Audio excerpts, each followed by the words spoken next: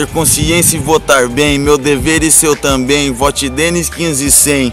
Então pense, tô declarando meu apoio, não só ao Denis, mas pela cultura procopense. Olá pessoal, durante essa semana eu fui questionado sobre dois assuntos.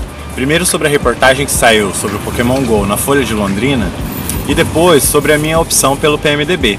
É importante ressaltar os pontos positivos do aplicativo. Por exemplo, os jovens deixaram de ficar em casa e agora estão frequentando as praças. Isso vem de encontro com o que eu e outros professores já vínhamos desenvolvendo no sentido de educação patrimonial para os jovens.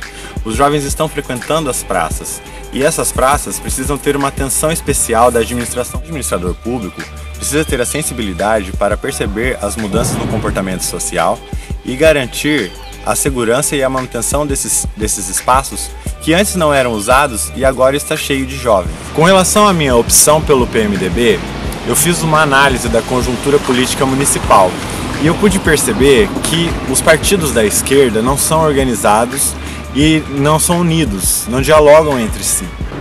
E que o partido que mais atua pela esquerda aqui em Cornélio, na Câmara dos Vereadores, é o PMDB. A nível estadual, vemos a atuação do deputado Requião Filho Anibele Neto a favor do direito dos professores e dos servidores públicos. Curtam a minha página no Facebook, ajude a compartilhar os conteúdos, me sigam no Instagram e no Twitter.